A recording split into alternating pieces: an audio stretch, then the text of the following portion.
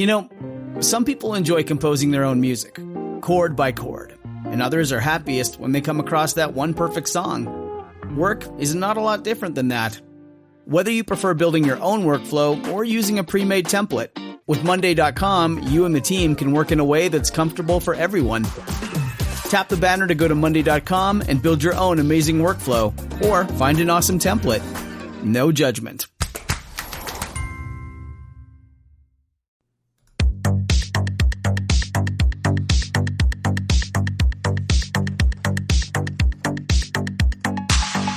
Welcome to the RuPaul's Drag Race Recap Show for Season 13, Episode 4, titled RuPaulmark Channel.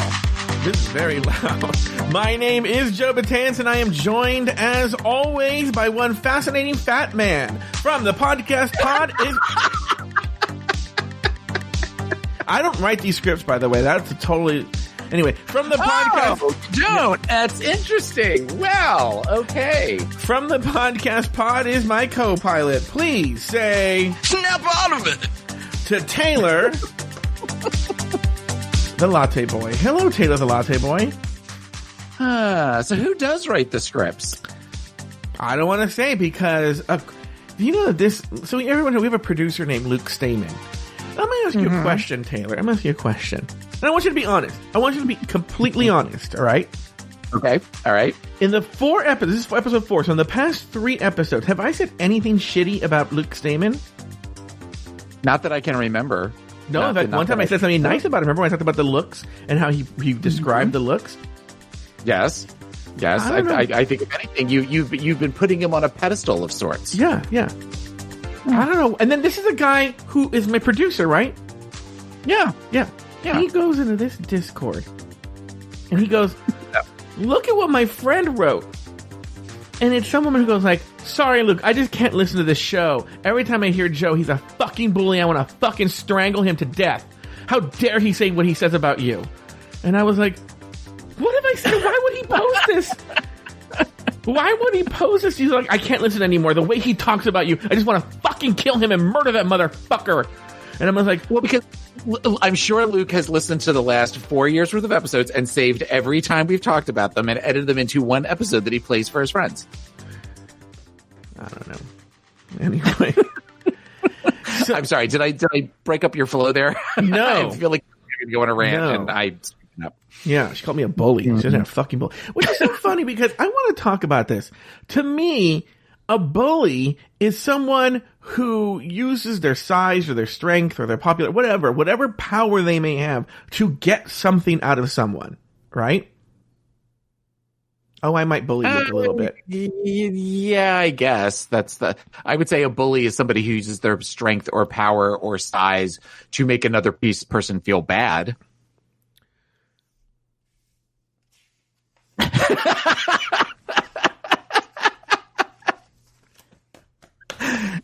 Anyway,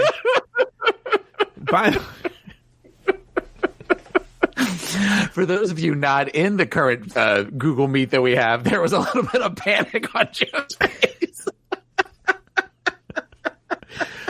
All right, this week, the winning and losing queens reunite in the workroom for the Maxi Challenge. The queens asked to overact in the RuPaulmark Channel original movies directed by Ross Matthews. On the runway, the category is Trains for Days. After Simone snatches the win, Denali and Kamora face off in a lip-sync battle for their lives. In the end, Denali skates by and Kamora is told to sashay away. Taylor the Latte Boy named 2 things you liked about the episode and 1 thing you did not. I would say this was probably one of my favorite runways in a while. Oh, really? I thought just about everybody was very, very strong with the runway, with the exception of a couple of people. But it was fun to watch all of the different looks and the different interpretations of what it means to have a train. I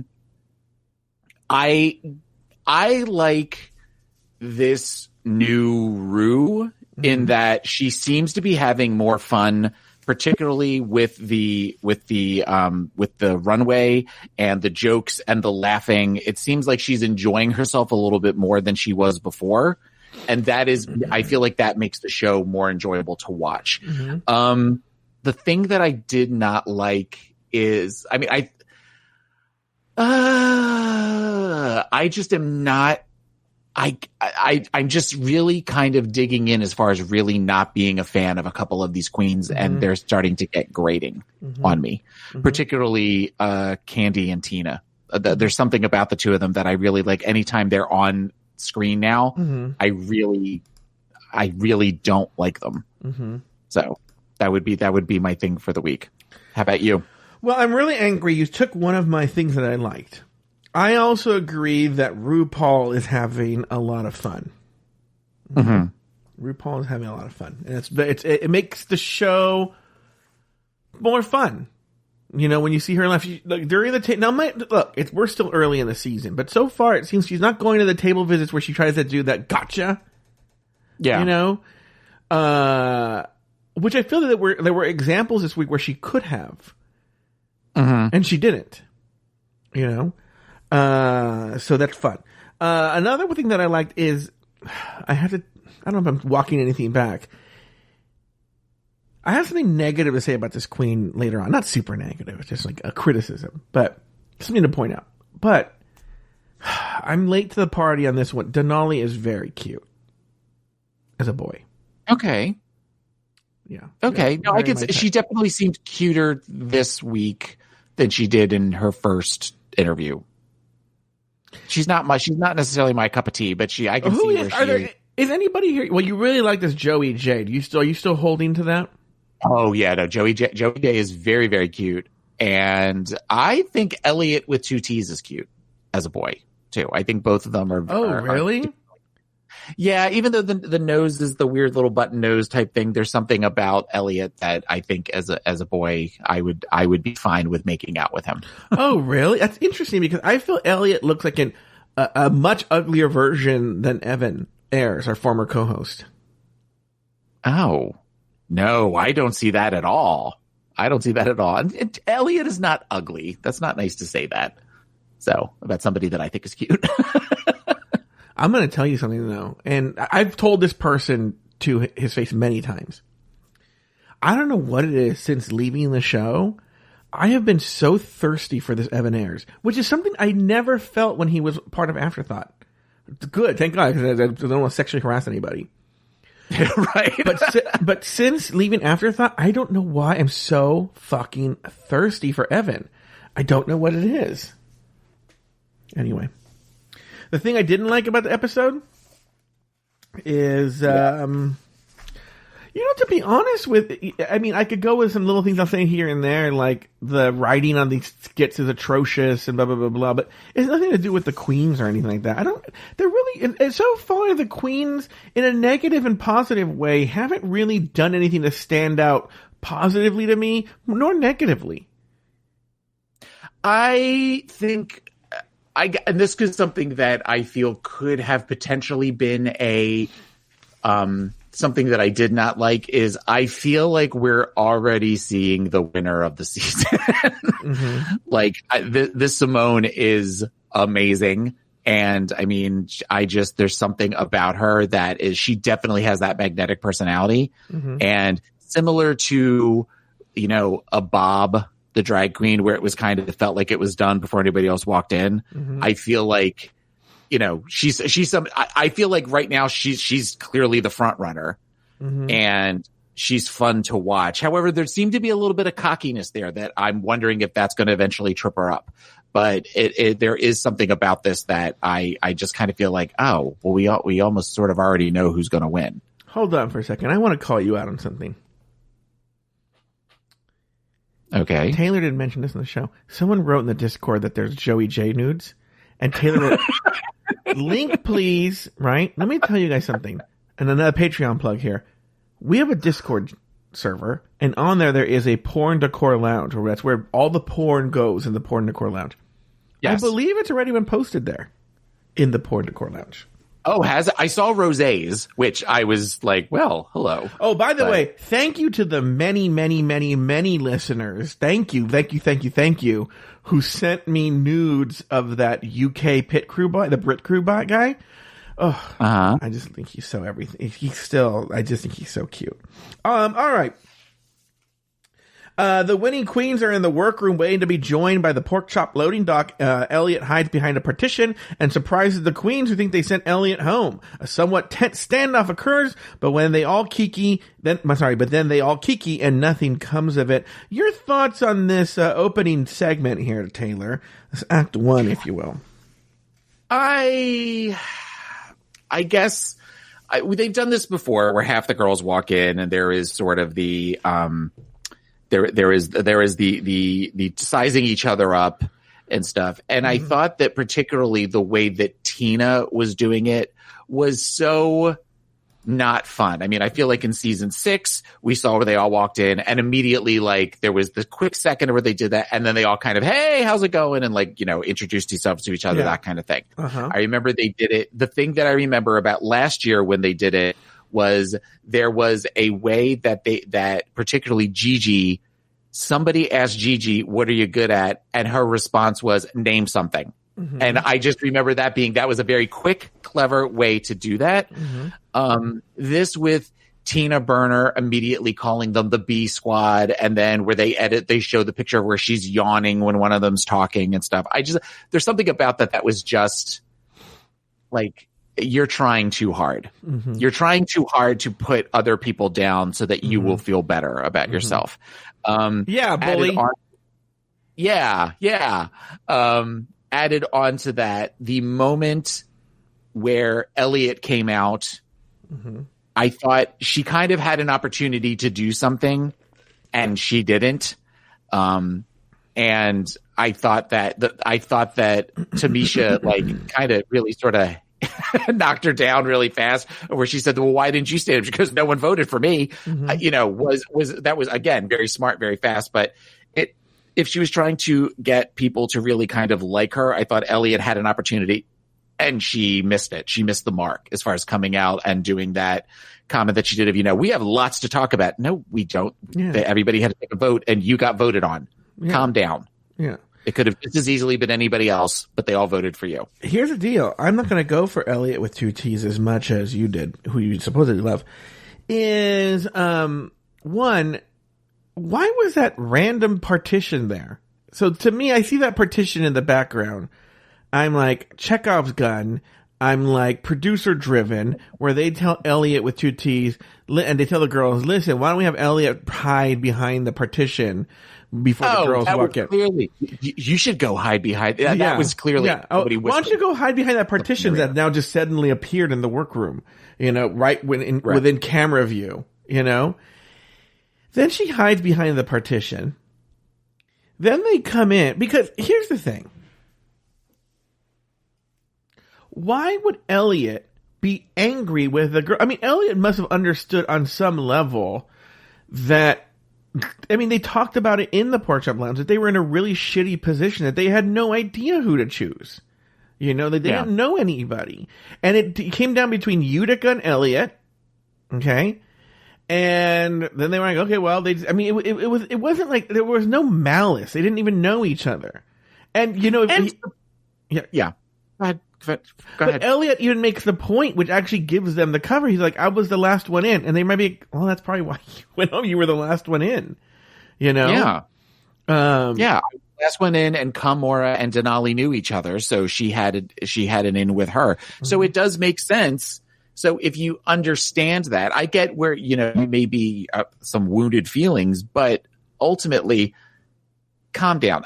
Other than the fact that, a lot of the things that these girls do, they want to make for good TV, and they want there to be some level of drama, because then, of course, they show them all 5 seconds later. We're like, season 13, and they're all doing that. We're like, Elliot and Tamisha are doing the whole, like, hey, kind of thing with their hands. It's like, weren't you just fighting 14 seconds ago? But it's, But now the whole thing just felt very contrived. Here's my question to you. If it happened, why didn't they show the fact that Lala Ree is Tamisha Iman's drag daughter? Why wasn't there acknowledgement of that? They're not mentioning this. I don't get that either. I was expecting there to be something there, other than unless it was revealed, because they all kind of seemed to know who was on the other side. So maybe it was revealed and it was just missed by the cameras.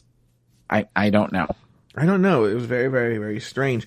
Now, another thing that happens there, is at one point, and I can't remember who says this, they call the B squad, they're like, oh, the B squad is spicy. And I'm like, going with what you said, they walk in and the girls are just sitting there attacking them. And then they fight back and they're like, they're spicy. And you're like, yeah, what? Not to get political, but it's kind of like these Republicans right now who are like, we want to make crazy demands. And the Democrats go, no. And they're like, I thought you were talking about unity. Where's the unity? And you're like, right. Yeah, no, you're not in power anymore. Go fuck yourself. Anyway, unity doesn't mean we have to do your way. Sorry, this is not a political show. It doesn't mean acquiesce everything and just you have to sit. No. Yeah, I don't know. This is not a political show. Sorry, Taylor. I know you wanted to turn it into one, but it's not.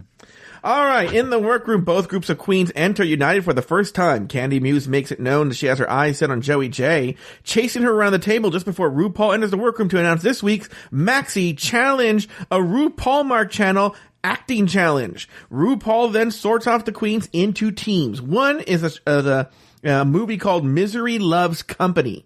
That has Denali Elliott with 2 T's, Kamora Hall, and Olivia Lux. B is God Loves Flags. That's with Lala Ree, Rose, Simone, and Utica. And finally, we have April Fool's Rush In with Gottmik, Joey J, Candy Muse, Tamisha Iman, and Tina Burner. Once the teams are assigned, the queens look over their scripts and choose their roles. Denali frets over the number of lines she has. Candy grabs a roll of whoopee cushion, not giving the other queens a chance to take it. And Lala doesn't know Flag Day was a real holiday. And Rose feels the pressure to match Tina's acting abilities. Your thoughts on everything that happened between walking in and RuPaul walking in, Taylor? I don't necessarily remember a lot about before Ru walked in and announced the channel. I think the idea of this, the RuPaulmark channel, is a cute idea. It's sort of timely with, we just got through all of the stupid Christmas movies that were on the Hallmark channel. The whole idea of Candy, it shouldn't come as a surprise to know when the Candy just announces who she's going to be and then just starts highlighting things. I thought that was sort of a gross move on her part. Yes, but we're not big Candy Muse fans here at Drag Race Recap. No. She hasn't shown us any sort of behavior that would make her be. A lot of these girls I would want to spend time with. I would want to at least, if you said to me, hey, my friend Lala Ree and I are going to meet for coffee. Do you want to come? I would say, yeah, I'll meet you for a cup of coffee someplace and sit and want to have a conversation with them. Candy Muse is not somebody that I'd want to be around. No.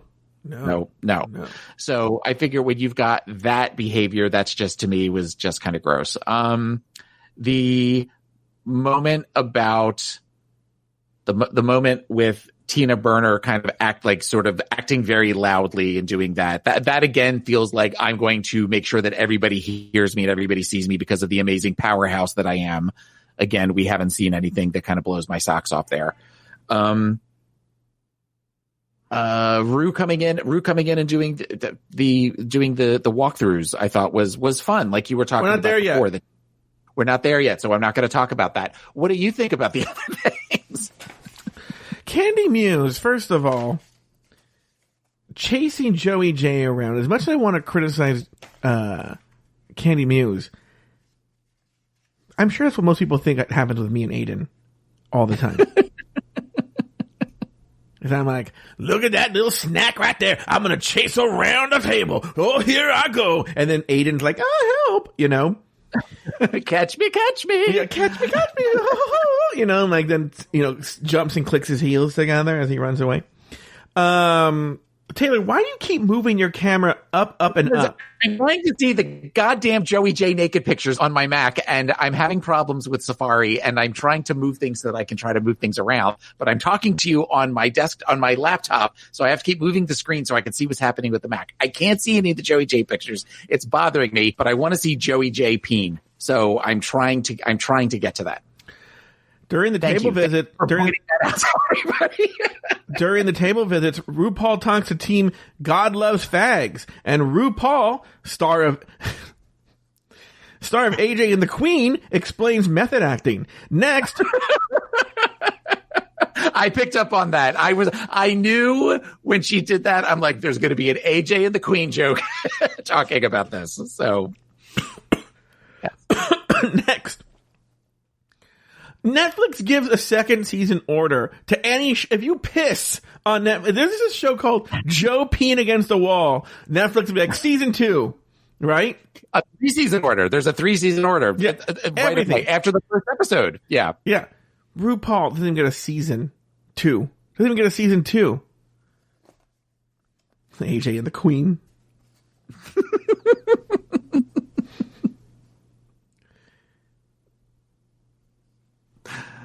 Anyway, next when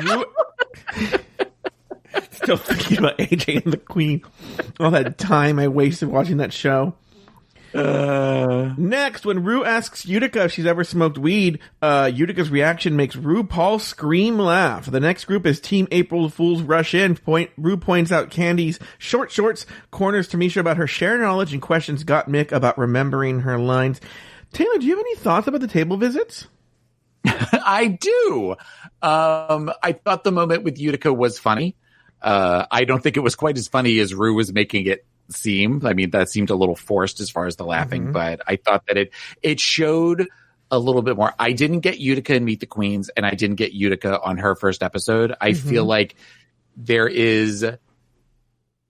I'm seeing similarities to Crystal from last season. Really? Where, I don't see that. Go ahead. Yeah. Not necessarily in makeup style, but as far as where the quirky, kind of weird, off-center queen that's kind of silly and doesn't realize how funny she is or doesn't realize how goofy she is. And that seems to be something Ru is enjoying. So I'm really starting to enjoy Utica more than I expected to in the beginning of the season. So I'm liking her.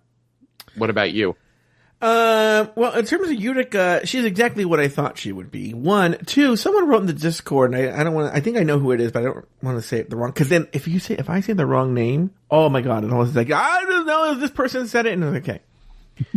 But I guess Bob and Monet on their show said that Utica was like Thorgy without like the jadedness from living in New York. Like if Thorgy had never lived in New York and got jaded, that's Utica. Okay. Yeah. I could say, yeah, I mean, there is definitely some, but I think there is a physical similar. I mean, they both have sort of the long faces and they're both kind of lanky queens. So I don't know. I guess, yeah, but I mean, I definitely see a little bit of Crystal Method in there too.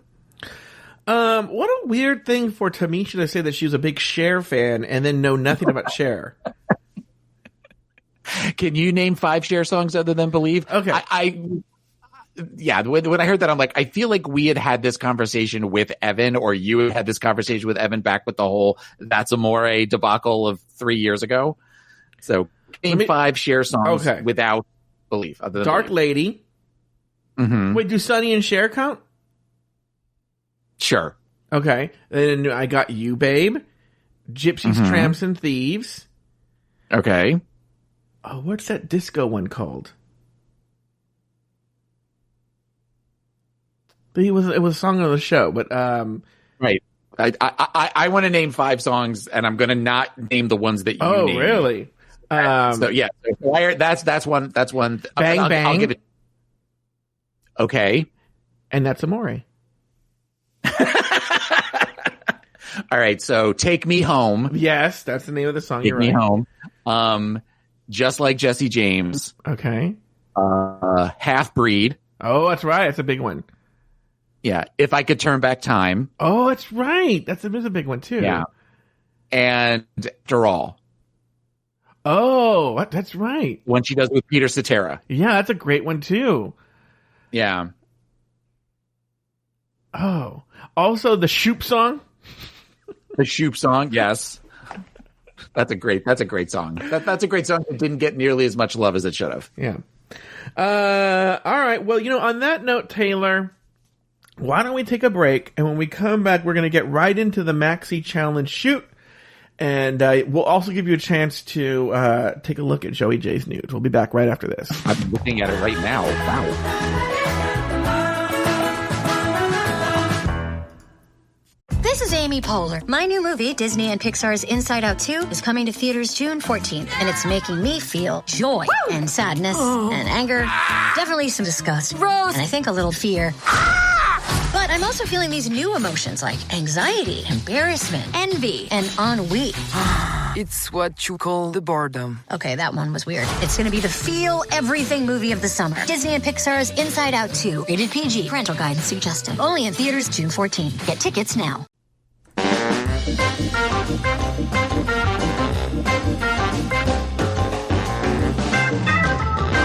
Yeah! All right. I actually got excited that you were going to do it. I do it every week. What are you talking about? I know, but this has become one of my new favorite things. I don't know why, because you've done it for years, but there's years. I just enjoy. Yeah. I enjoy you. I'm Thank sorry. you. I enjoy you. I will make sure that doesn't happen again. No, you can do that. By the way, a couple of announcements here. One, on Patreon, if you're on Patreon, you're going to get this. But if you're not on Patreon, you just missed a fascinating half-hour. Taylor and I talked about, he got a couple of dogs, and then what happened to those dogs. We talked about the Muppet movie. We talked about the inauguration. We talked about somebody who's afraid to tell his mom he was in the gay choir. We touched on a bunch of different. I thought it was a really good episode just between us girls. They're all good, but that one was particularly very relaxed. It was very relaxed. Yeah, very relaxed, casual conversation between two friends, and but not only that, Taylor. So by the way, just Patreon plug. Let's get it out of the way. If you want to hear this and more, go to patreon.com/afterthoughtmedia and join Patreon. Oh, you know what? That just reminds me of something. I have a message for one listener in particular. It's Kieran Clarn Keeks. Yeah, Kieran Clarn Keeks. Please contact me at joebatance@afterthought.media. Which comes up to KKK, but okay. Contact me at joebatance@afterthought.media, and we will fix the problem, Kieran. Let's fix that problem for you. Anyway, someone put in one of our reviews, and we'll get to the iTunes reviews in a second. Someone put in the iTunes reviews, don't sign up for his Patreon. I signed up and there was no new content. Ever. There is a weird thing where Acast, which is the service that Patreon uses to deliver the podcast sometimes, where Acast won't update content. And there's a very easy solution. You have to email me or just go to Discord, leave a message somewhere. You have to somehow contact us and tell us, and we'll fix the problem.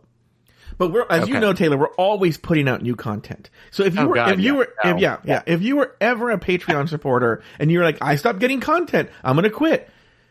There was a mistake. We needed to fix that. We needed to get Patreon involved and all these people and do that. Now, here's the deal. On the update, let me actually look at the update for today for where we are in the Discord and in the releasing the information. Remember, we need to get to 500 reviews to get that. Right now, we are at, we're right at 400. Okay. So we need 100 more. We need 100 more reviews. Now, guys, here's what I learned in the past week. It's easier than you think to leave a review. There's no link, there's nothing. You literally open up your Apple Podcast app, scroll down to the show. No, find the show, scroll down to the bottom, and it says leave a review.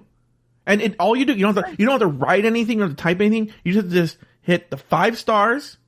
Boom. It takes half a second, blink of an eye, it's done. And now I'm going to sweeten the pot, Taylor, and I don't even think you know this.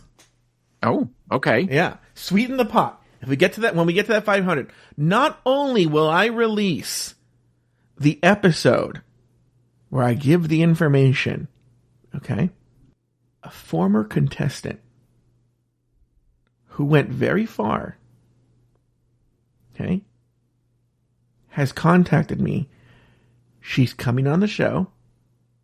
What? She's coming on the rumor mill. Okay.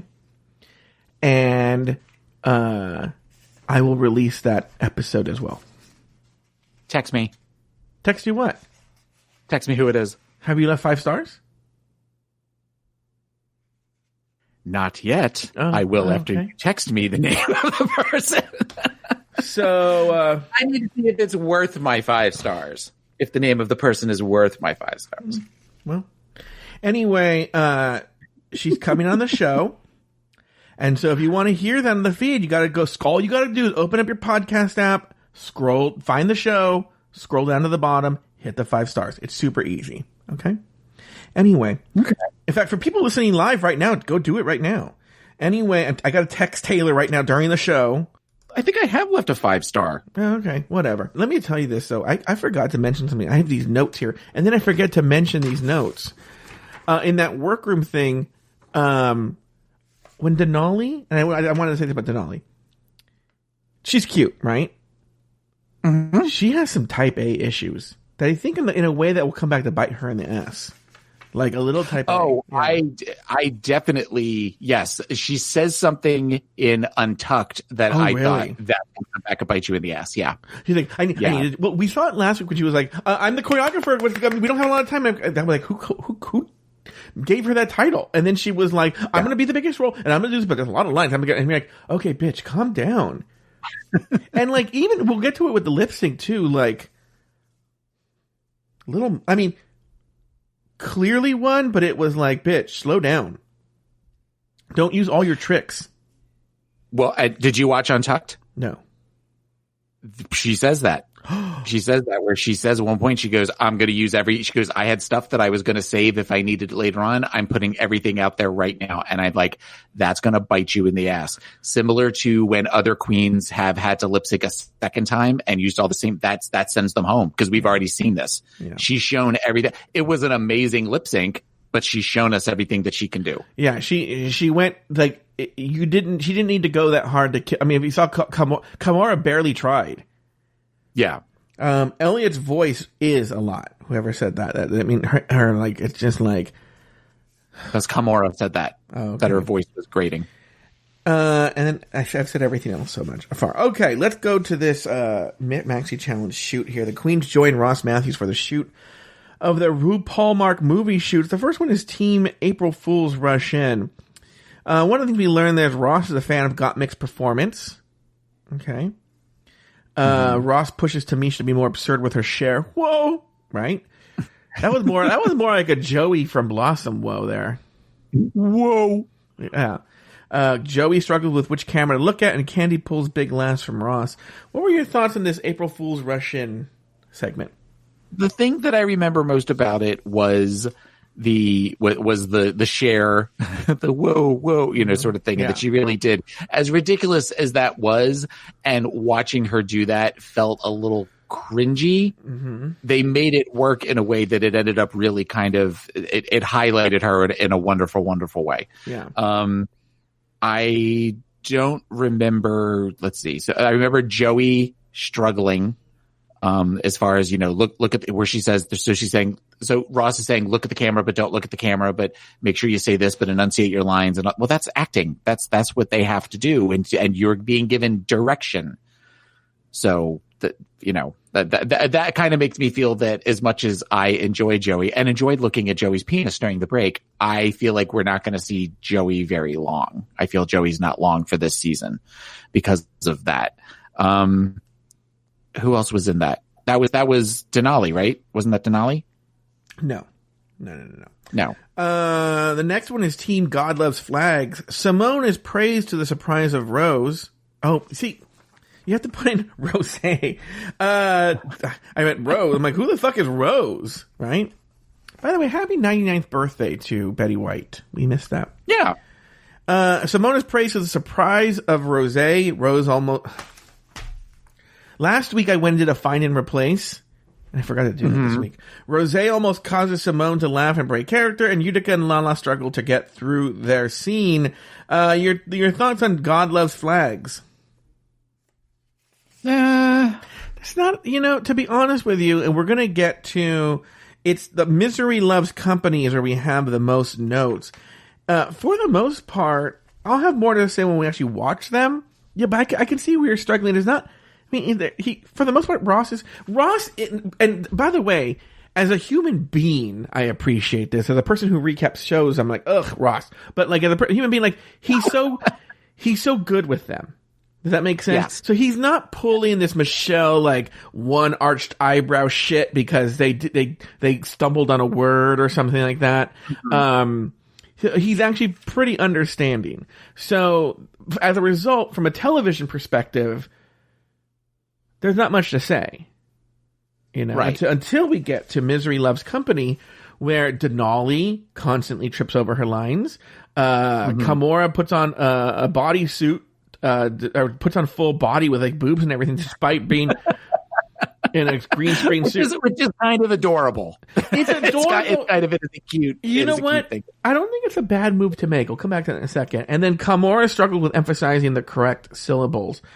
Your thoughts on this whole Misery Loves Company filming bit? That was painful to watch. It was. That was painful to watch, that she was so in her head that even when you have Ross saying, say it like this, and say it with the same lilt and cadence, that she couldn't seem to wrap her brain around it. Yeah. You kind of knew at that point, well, we know who's going to be in the bottom two, unless they could really pull it out. And even then, when he said, we did it 100 times and that was the best take. You know, that's just not good. That is the epitome of somebody really truly in their head. Can you do it right now? Do the line right now. The line is, what is rooting for us? I was rooting for us. Yeah, I was rooting for us. Yeah. See, I want to do it like she did it. Like that's a little, you know, I was rooting for us. No, you're right. That's how you did it. That's right. You did it right. I was rooting for us. Yeah. Which I've also seen that Tyra Banks video about 1 million times. So I saw it first run, and I remember thinking, like, she's a crazy bitch. You know? Oh, Tyra Banks? Yeah. Tyra Banks is cuckoo crazy bird. Yeah, well, she is insane. You know what's so funny is now she's apologized for that moment, and this the queen that you're trying to emulate wrote that book where he talks shit on her. What's his name? His name was Jay, right? Oh, Jay Manuel. Yeah, Jay Manuel. Am I the Jay Manuel? You're the Jay Manuel with your gray hair and stuff like that, right? Hair's not metallic, though. Yeah. But who is that little fat queen, that little fat Latinx queen that was next to her? Because during that speech, I wonder if she said anything. During that speech, she says in the background, she's right, to Tyra. But Tyra's like hype man. I don't know if she's spoken out about it. Yeah, when Tyra Miss does Jay? No. There used to be this fat little Latin like fashion guy, and he chimes in. He hypes with her on that speech. I don't remember that. No, because someone put that in Discord so I can prove Taylor wrong and laugh and dance. It's not the question proving me wrong. I just don't remember it. Little Delicious says Noel Marin. No, that was the British guy, wasn't it? Who I thought was so hot. No, the British guy was Nigel. Oh, Nigel something. The one that was the photographer. Yeah. Yeah, Nigel Barker. Oh, okay. So Noel Marin. Maybe that was who it is. Noel Marin. Yeah, okay. Anyway, he says in the background, he goes, "She's right," and I was like, "Fuck that guy." Yeah, it's Tyra Banks, crazy person. She is crazy. Oh, I would go on rants like nobody's business in those first early seasons. Anyway. Well, but she seemed to keep ratcheting it up the crazy. Where, I mean, she took a business course. I remember she took a business course at Harvard, and she managed to bring up the fact that she goes, I'm a Harvard graduate. She used to say that in like later seasons. Like, no, you took a business course. Oh, Calm really? down. Yeah, she would say shit like that where she's just person. sort of insane. She's a crazy person. Okay. Yeah. Anyway, so the Kimora was a mess. Oh, what I was going to say about the drag body underneath is even though it came off as cute and weird, it's a safe bet to take because then later, Michelle would say, even though they're different this season, nobody could see, like, why are you in boy clothes? This is a drag show. You have to always be, and it's like, okay, calm down, Michelle. Even though I will say she's not like that this season. It seems like the schlock of gray hair has made her a calmer person. It seems like it's much a concerted. It's schlock of gray hair. Yeah. Person. It seems like it's a concerted effort this season to be nicer. They're not as. Should we do that one season where we're just nice? No, because I think there are times that the girls deserve to be read, but that's not what people necessarily come here for. I don't want to be vicious about any of these girls. It's easier, I think, for us to be vicious about Rue and Michelle. Which is funny because I think because the girls, you know, the girls kind of know what they're signing up for, but as they all say, they don't really know. Mm-hmm. And you've got Rue in particular, you know, she's the one pulling the strings. Mm-hmm. So I think if that's something where she's particularly mean or manipulative, I think that we can totally go off on her. You know, I get that you like going off on Candy Muse, but yeah. By the way, because they're nice this season, I was going to reveal my new drag character name, Vivicious, where you know, like, I was going to open this season going, Mother, how's the Lord? I almost snapped a fan there, but I didn't. I don't have a fan on me. Mother, Mother has a heart. Oh God, it's that horrible. Anyway. It's Elimination Day, and Candy fusses with her train look while Tina and Gottmik help her. The three of them talk about how they've bonded. Simone reveals that her first time in drag was at her senior prom, and also Tamisha reveals to the winning queens for the first time that she has, I'm going to call them the A Squad, reveals to the A Squad for the first time that she has 3 biological kids from the ages of 32 to 35, 2 of them twins. Tamisha also tells the others that her name is also the name of her eldest daughter. A lot to talk about here, actually. Gottmik, when describing this group, says, "Oh, we're the shady queens," right? Or something like that, right? Mm-hmm. And I was surprised to see Gottmik describe herself that way. Okay? Yeah. Because we haven't seen that. And I'm wondering, it's one of two things. Either she's one of the people who thinks she's shady and she really isn't. It's option A. Or she is, and they're hiding that from us. Because they're trying to build her as, you know, Santa Mick, you know, where... Yeah, they don't want, because, you know, as we've seen in times past, if somebody is getting negative, you know, ultimately the producers are taking what they're given and working with that to help form a narrative. And the last thing that they want after people saying you need trans representation on the show is to portray the trans contestant as a villain. You're right. Is that's what you're saying, right? Yeah. That's what you're they don't want that to be where he's, that's a very interesting observation on your part. I don't think we're going to see that. I don't think we're going to see that. I bet you she's a shady ass queen, and we'll hear about it, haha, at the reunion, like, oh, Kiki, we did not see it, but you guys didn't see it, but Gottmik is one shady ass queen, right? And then they'll probably show it then in a clip package that's done with like happy music about how shady she is, right? That's sort of like, how funny she is, and then they come back and like, oh, Gottmik, but they're not going to show her as a shady queen because Gottmik is a trailblazer, and so they want to portray Gottmik in the most positive light possible. My thought was, that is not a wagon you want to hitch yours to. With the two of them, I just can't. I reminded me in some ways of Rolaska Talks, where you felt Alaska at one point going, "Oh, this might not be, you know, as much as I like these girls, this isn't necessarily something that I want to be a part of." As far as the Mean Girls Club, So I was hoping that maybe that would be there would be a separation at some point. Do you think? To go on the flip side here, 'cause I want to look at things on different sides here, is, do you think perhaps that there is a kinder side to Candy Muse that we're not seeing? I mean, everybody is a fully formed person. So I don't think that she is a well-rounded individual. Yeah. The form, by the way, is globe. Yeah, I got the well-rounded part. All right, I was waiting for the okay. And that may be where they are showing the arc, you know, and I mean, she came in so strong with that personality that there really, to me, there isn't any place else to go but up. You know, we kind of see, though, where in Untucked, she starts shit with Elliot kind of out of nowhere, where, you know, my husband was saying, why is she doing, it doesn't make any sense why she suddenly is saying to Elliot, well, you should have been in the bottom.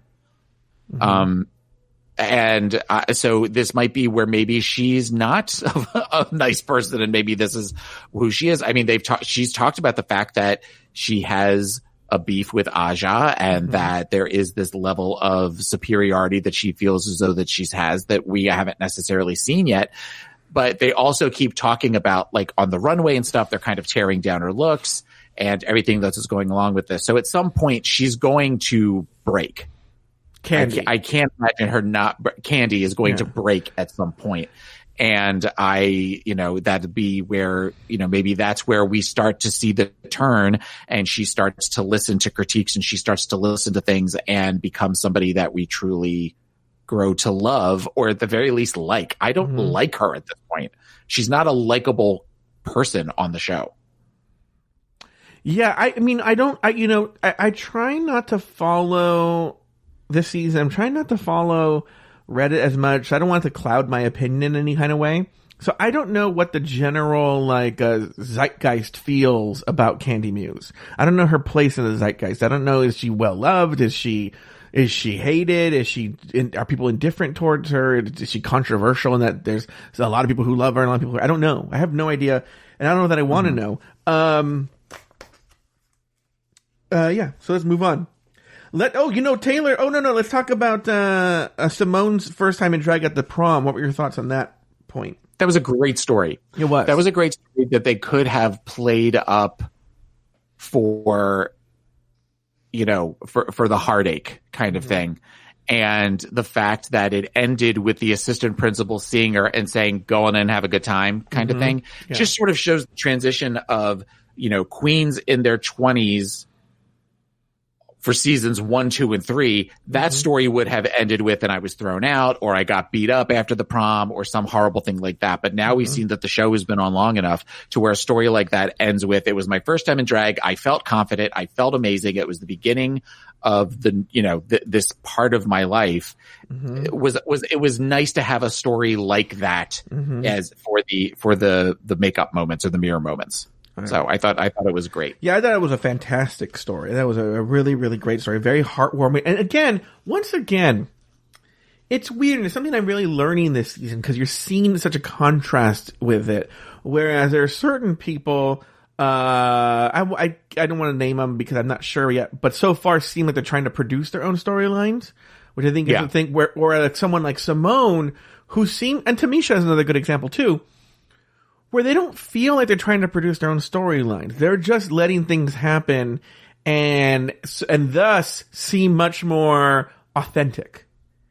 And the things that they say seem so more organic. So, like, in other words, we often criticize that mirror moments feel often lately very contrived. But this one felt very authentic and organic. And I think because it came from an authentic place. It didn't feel like, and even if it was, she pulled it off where it didn't feel like, okay, now's the time where I squeeze in the story about my prom. Yeah. Or, Simone, why do you have your prom picture on your mirror? Oh, this? And you're like, oh, this whole thing? Yeah, this random picture of my prom, it's for this reason. Tamisha. I think authentic is a great, speaking on Tamisha, is a great word to use, because Tamisha at this point, it feels like she's got nothing to prove at this point. She's doing this because she wants to do it, but this isn't about her overproducing herself or trying to come up with it. She's kind of going into this like, let's see how far I go. Let's see what, this does for me career wise. And we're not seeing that manipulation just yet. And so that's why she's fun to watch. Okay. So let's talk about Tamisha's age again. I thought of this too last night. On Meet the Queens, she says she's early 40s. I don't remember what the number is, but like 42 or 43. Then, on her episode, I think it's episode 3, she says she's 49. Which, like, okay. She doesn't say an age this time, but saying that she has a set of twins who are 35. Not that it's impossible physically, but we're cutting it really close to the level of believability that she might be a few years, maybe a couple of years older than she says she is. Like, look, you can certainly father someone at 14, No, that means they were born when she was 14. I mean, so somewhere between 13 and 14, she fathered a child. Totally plausible, right? Totally plausible. But also totally plausible she's still shaving a couple of years off and doesn't want to use the 50 or 51. 48. So 40. So she's 49, but maybe she's actually 50, 51. And that would seem more believable. Because 13 and 14 is scandalously young to be a father. And she said I had them in high school. Yeah. So, I mean, that does make sense if maybe we're in our early, which is, you know what? God bless her. So that would be awesome. Yeah. And also she said she's been doing it for 30 years. So like that would make a little bit more sense, So, all right. Well, here we go. Let's go right. That would actually, no, you know what? Hold on for a second. Hold on. I was just thinking, she said that she was like in college. She was like 19 or something, or college when she went the first time to a gay bar. Right. Okay. Yeah. There's some, we're going to later find out she's 86. All right. Which if that's the case, if she looks like that at 86, give her the crown right now. Yeah, because seriously. God bless her. All right, here we go. Now it's time for the looks. All right. Woo-hoo. Taylor, we're going to take a look at the looks now. Now, usually, you're the big looks person, and it's always going to be the thing. But first up, we have Denali. What I'm saying is I'm not going to be saying that much about the looks. Let me do. I liked it, or I didn't like it. In fact, I'll give my reviews right now. I like them all. All right. Okay, I only had one or two that I didn't like. Denali came out in a tropical bird, almost like a parrot type outfit that was all covered in ostrich feathers, bright greens and blues with red highlights. She had amazing, almost like a faux hawk hair that also had blues and reds in it. Looked absolutely beautiful. I loved her makeup with all of the little, what almost looked like mini feathers that she had drawn on for her eyeshadow. Just a great, great look. Olivia Lux. I liked it. Oh, you said you liked all of them. Okay. I liked all of them. You don't have to go to me. I like them. You know what? If there is one where I'm like, I have something to say, I'll say it, but I promise you it'll be less than 10 words. Okay. Olivia Lux came out in an outfit that looked very Baroque, Beethoven, Mozart inspired, holding it looks like a harp. I thought this look was great. The one critique I have is I get what she was trying to do with the hair. I think a wig that felt more of that time or more of that period would have completely sent this look over the top, but it was a great look. Elliot with two T's came out in a white lacy bodysuit with a tulle backing that had a train. I talked last season about Jaden Dior Fierce coming out when she did the purple look, looking very Sheila E. This to me looked very Sheila E. Romance 1600, A Love Bizarre. I thought she looked great. I thought the hair looked great. It goes very much of the 80s theme that she seems to like. So, Kamora Hall. Oh my God. This look was incredible. She came out in a gold dragon inspired outfit with amazing hair and a fan, a long train down the back that looked like dragon scales. My husband who loves dragons, was just crazy for this look, and she just looked absolutely exquisite in this. So Simone came out with her train being attached to a do-rag, wearing I would say it's probably like a mint green and peach ensemble. This was super clever. I love the idea of the do-rag being the train, and it just shows how smart Simone is as a queen. And it makes me look forward to seeing more of what she offers this season.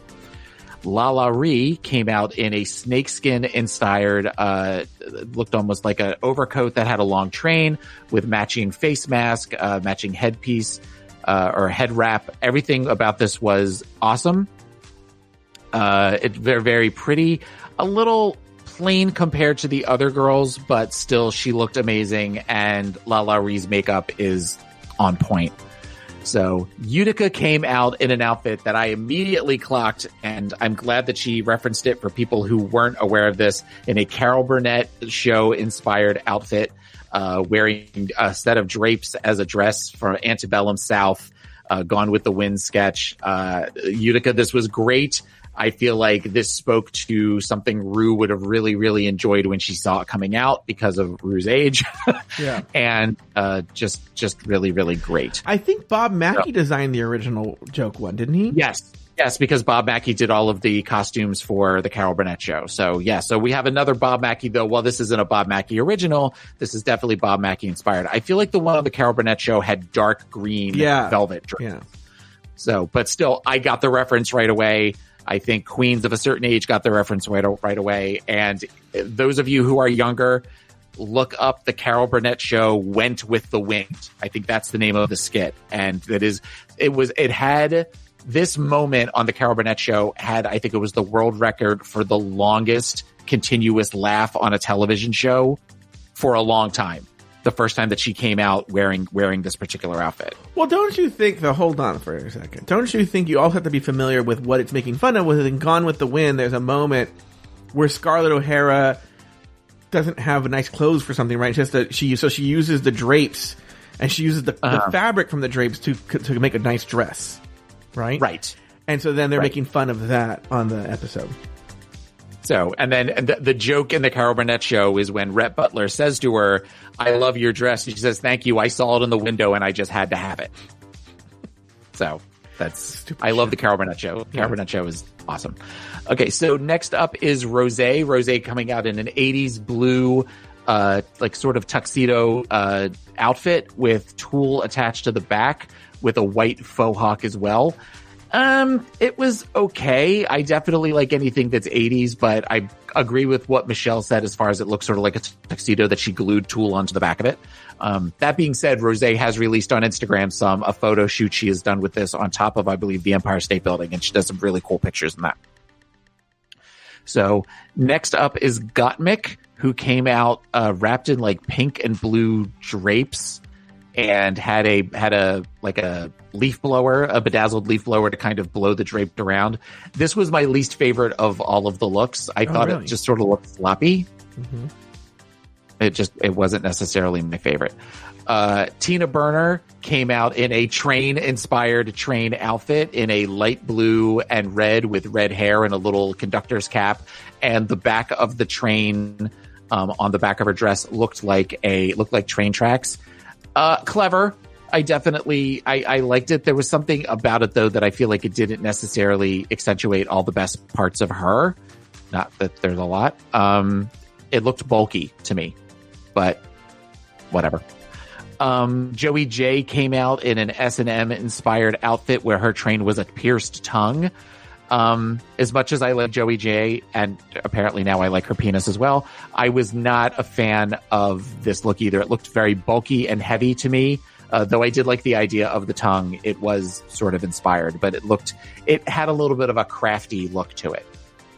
So, next up is Candy Muse. Candy came out in a red velvet mess, that looked like it was just sort of glued together with undergarments appearing on the sides. And I was not a fan of the hair or the makeup, and it just looked sloppy to me. So not my favorite. Finally was Tamisha Iman, who came out in a similar outfit to Joey J, but it was a hot pink that was put together. She looked beautiful. She had a large flower ornament in her hair and just looked incredible. This felt very old school drag to me, in all the best ways. Just very, very pretty. So, and those are the looks for everybody.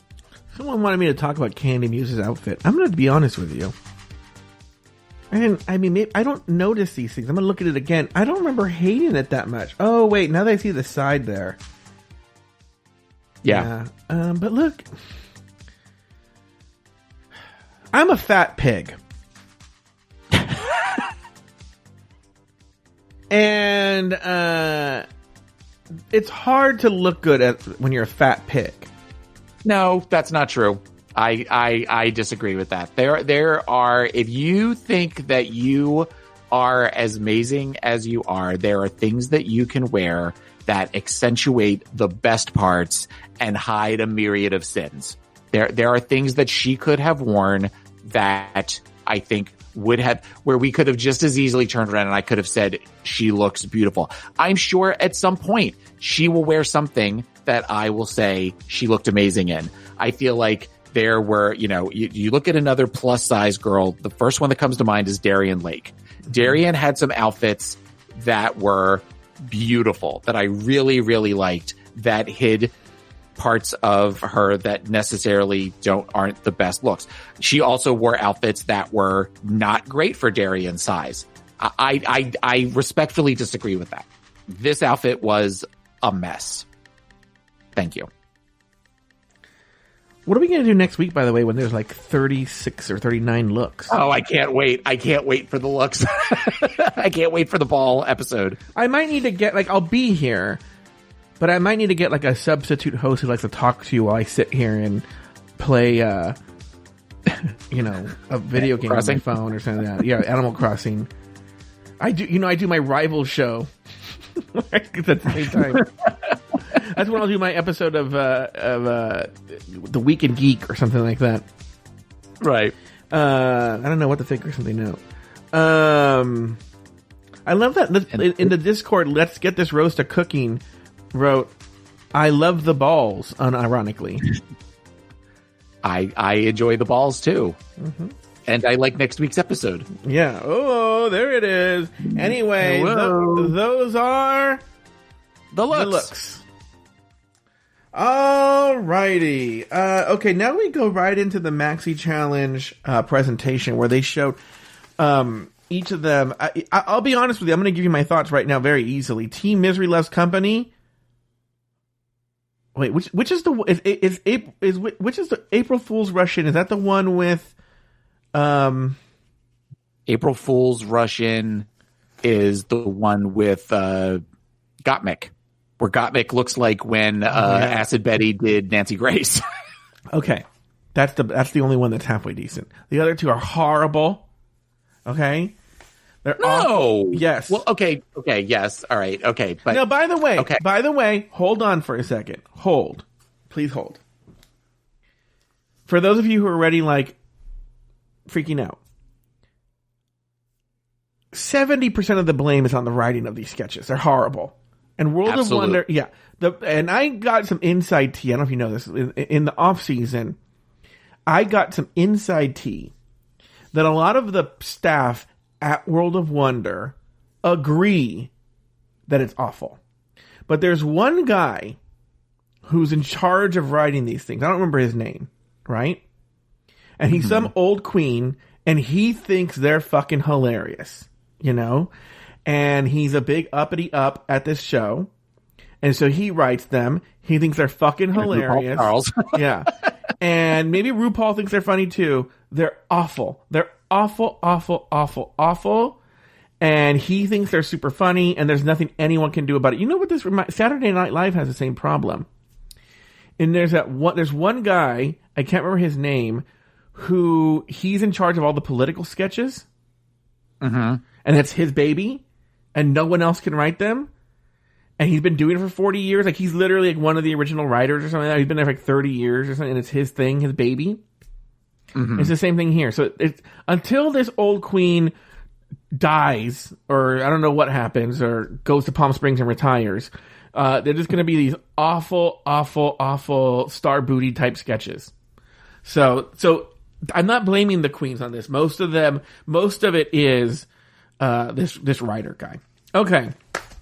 But the only one that I thought was good was April Fool's Rush-In. Was actually even the concept is kind of funny because that one's actually a real sort of funny take on these Hallmark movies in that it's April Fool's Day and they own a prank shop, which I was like, that's kind of funny because a lot of these April Fool's movies are like that. But go ahead, Taylor. What were you going to say?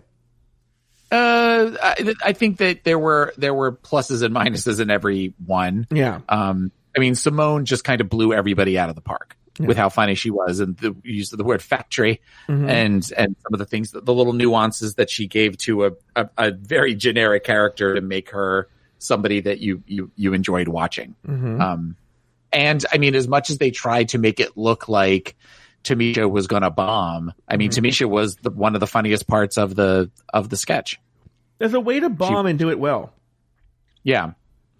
Yeah, where I think we've seen that before with Vanjie. Mm-hmm. I feel Vanjie had a couple of skits that she did where she was not very good, particularly the one, Get Out Girl, where she was, hello, hello, hello, where she was. Oh, yeah.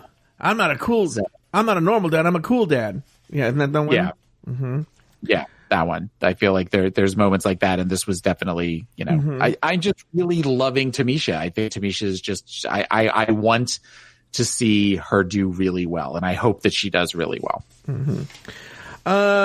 Yeah, but so apart from that and the other sketches, so some of the queens were weaker than others, I don't think it's worth harping on. I have it in my notes. I could go look, but it was like, if you're either an actor, you're an actor, you're not an actress. Like, for instance, and how do you really prep for that is another question. Because next week we're going to see, you're heaping a lot of praise on Simone this week, but next week, as it's been teased, she's going to say, I don't know how to sew.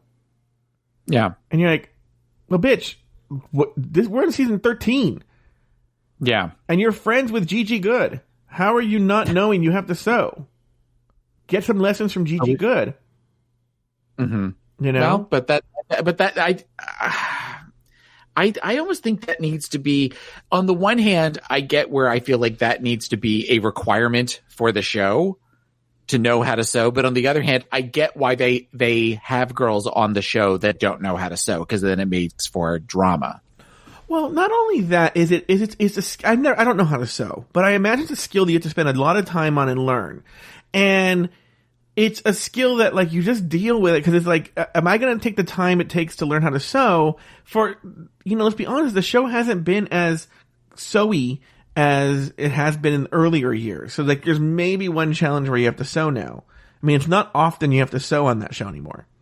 So, and also it could be she's setting expectations where she does know a little bit about sewing, and then she wows us on the runway tomorrow. And next week. Yeah, I mean, that could be it too. I mean, because again, they show a picture of RuPaul looking upset when she said that in the trailer for next week's show, whereas that clearly could be attached to something else that somebody else says. Yeah. The bait and switch.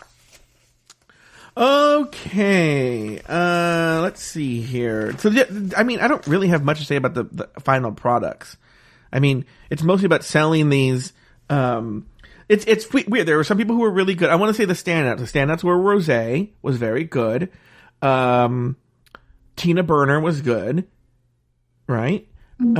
Yeah. Well, look, she did the job. She did it over the drag. Like, the ones who said they could act were good. Denali was horrible. This Kamora was horrible. Who else is horrible? I have it right here. You're making me pull up my notes. Gottmik. I thought Gottmik was horrible. Oh, really? I think people liked Gottmik a lot, because they saw a lot of her pulling some what is the name? What's her name from Addams Family Values? They were. Oh, Joan Cusack. Yeah, they saw a lot of Joan Cusack in her. In fact, doesn't even Ross say that?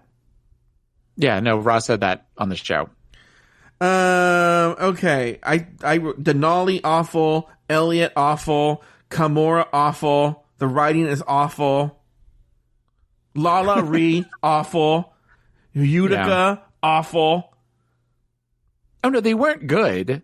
Simone weren't good. I mean, Simone and it's a flower. Simone is like a flower in a pile of shit. I mean, it's just where the rest of it, everything around her was not. They're not good. But like I said, though, the scripts are horrible. I don't totally blame them. You can only work with so much with what you got. Yeah, exactly. They're horrible. They're horrible scripts. Anyway. All right. And on the main stage, RuPaul christens Elliot, Olivia, Utica, Joey, Gottmik, Tina, and Tamisha as safe. The top queens of the week are Rosé, Candy, Simone, and Lala Ree, leaving Denali and Kamora Hall in the bottom two to lip sync for their lives. The song, 100% Pure Love by Crystal Waters. After all was said and done, Denali lived to see another day while Kamora was asked to sashay away. Taylor the Latte Boy, any final thoughts on the episode?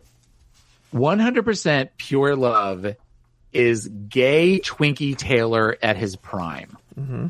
At Tracks in Tampa, walking around, dancing to that song. I loved that song. That song came out right around the time that I came out, which is terrifying because that song's almost 30 years old. Mm-hmm. So that in itself is very like, but I thought the lip sync was incredible. It was clear from the beginning who was going to win. You know, Kimora having to wear a dress like that to a song that is all about just dancing and moving, and she was so restricted in that there was no way she was going to be able to do anything.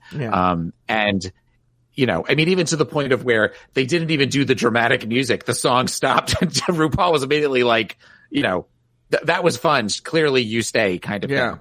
And I mean, you could tell at the end. In fairness, that could be an editing thing, and they were short on time. But go ahead. Yeah, but I mean, there was not going to be any sort of drama to that. No. You know, hopefully. Okay, so here's the thing. Clearly, I have a theory. Yeah. Not clearly I have a theory, but I have a theory that they're bringing girls back at some point. And I think that they're going to bring girls back for the makeover challenge. That's what makes sense to me. Because last week during the confessionals, this whole time they've been showing Kimora without eyebrows. One of the confessionals, she had eyebrows, where her eyebrows had started to grow back, which means that she's still doing interviews at some point, and I figure they'll bring her back for an interview where she's part of a makeover, because I can't imagine her being strong enough to where they would bring her back to continue doing things. So that is my theory that's what's going to happen. Okay, very good. I have a question for you. Someone brought this up. I don't know if it was on Reddit or if it was on Discord. I don't know. I don't know things anymore, Taylor. But taking a look, you know, we just saw Kimora Hall go away. She's left the building, right? Yeah. Let's go last week with what you saw with how she was doing her makeup and she wasn't ready in time and blah, blah, blah, blah, and just a lot of what you're seeing of Kimora. If you take her in total. And, we all know you're the author of the award-winning book Tap, Tap, Tap, a study in obsessive compulsive disorder by Taylor Latte Boy DDS. And do you see obsessive compulsive tendencies in Kimora Hall? No. How so? Well, just how she was with the man. She has to have a certain process, and she couldn't even shorten it for the runway that week, even though she seemed fine this week, but that she had trouble. Well, okay, and I saw on Instagram that was some shady editing, because when they show her running around in a panic where it looked like everybody else was gone, she had on the dark lips that she wore for the night look versus the day look. Interesting. So I don't know that was quite as much as we talked about that. There's no way they're leaving one girl behind to walk across a studio by herself and all that kind of thing. That seems like that was some editing on her part. That might just be where she just doesn't. I don't know that it's OCD versus time management skills, or maybe she assumed that they give them much longer than they actually than they actually need. And she maybe thought, okay, well, it normally takes me 5 hours, but I could probably do it in maybe 2.5. Yeah. And then they said, you got an hour. That, I think that could have set anybody into a sense of panic. But I don't see OCD with her. I know we touched on this earlier too. Don't you think she's going to pay for it later, but Denali essentially went too hard on this lip sync. I appreciate it was a good lip sync, but she went so hard that it was, and we talked about it, she may have used up all the tricks in her bag. And I know we've talked about this, but I think that she did. But there was still something where she gave us an amazing, I mean, that will go down in the ages. Oh, you think so? One of the best lips. Oh yeah. No, just as fun as it was, and the energy, and there was a control to it. Plus, that is the type of song that you just go balls out for. 100% Pure Love is just one of those that you do that for. So I can appreciate that. When you compare that to, the one who kind of went crazy and went nuts last year was when Jan lip synced to the Shaka Khan song and was doing like weird backflips and doing all these, like there was no control to that. This was, I'm going to throw everything I have at it, and there's no order to it. There's no look at me kind of thing. Whereas this, it felt more like there was a sense of control. But yes, if she used all of the tools she's already has in her book, the next time she has to lip sync, hopefully it's to something where she can come up with a different way to interpret the song or something to where, maybe she'll get a "you make me feel like a natural woman" kind of thing, like Latrice had the one year. And, when you compare that to Kenya Michaels flipping around and everything, hopefully we'll see something different of Denali. I was here for the lip sync. I completely loved it. But I also thought, there's not that many other things you could do to your body at this point that would, keep you here for a second lip sync. And when she says in Untucked, I'm just going to, I'm just going to throw every trick I have to make sure that I stay here. But why was she thinking that? Because she knew she was going up against Kimura, who has the personality of Lint. But at that point, I think that they were, that's running on emotion. That's not thinking at that point. That's just sort of like, I feel like whatever it is that I'm cooking isn't coming out the way I want it to. So I start panicking and throwing a bunch of different spices in, and maybe things don't necessarily work the way they're supposed to. And this worked for her, but I have a feeling in the future it may not work as well. Now, I've seen in previous seasons that girls who think they're going to lip sync change outfits or fuss with their outfits so they don't have the problem that Kimura had. Because in the confessional during the lip sync, Kimura's like, "Well, I was wearing this outfit." I'm like, you could have changed the outfit. I don't think they do they do in All Stars. I don't know if they can change during a regular season. Interesting. Okay. All right. You could be right. You could be right. All right. Well, that's going to do it for this week's episode of RuPaul. Did I miss anything? Are you done? No, that's it. That's it. That's going to do it for this week's episode of RuPaul's Drag Race Recap. Be sure to join us next week and every week as Taylor the Latte Boy and I discuss, dissect, and deconstruct each brand new episode of RuPaul's Drag Race Season 13. So, for Taylor the Latte Boy and myself, sashay away until next week.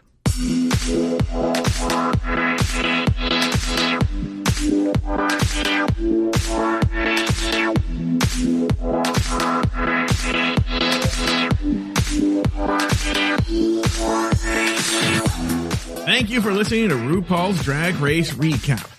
Have something to say? Email us at dragracerecap@afterthought.media. For more Drag Race and LGBTQ content, support us over at Patreon at patreon.com/afterthoughtmedia. You can follow Taylor the Latte Boy on Instagram and Twitter at PIMC Follow Joe Betance on Instagram at Joe Betance. That's JoeBetance. This episode was produced by Luke Stamen. Drag Race Recap is an Afterthought Media podcast. Say goodbye to your credit card rewards. Greedy corporate mega stores, led by Walmart and Target, are pushing for a law in Congress to take away your hard-earned cash back and travel points to line their pockets. The Durbin-Marshall credit card bill would enact harmful credit card routing mandates that would end credit card rewards as we know it. If you love your credit card rewards, tell your lawmakers, hands off my rewards. Tell them to oppose the Durbin-Marshall credit card bill.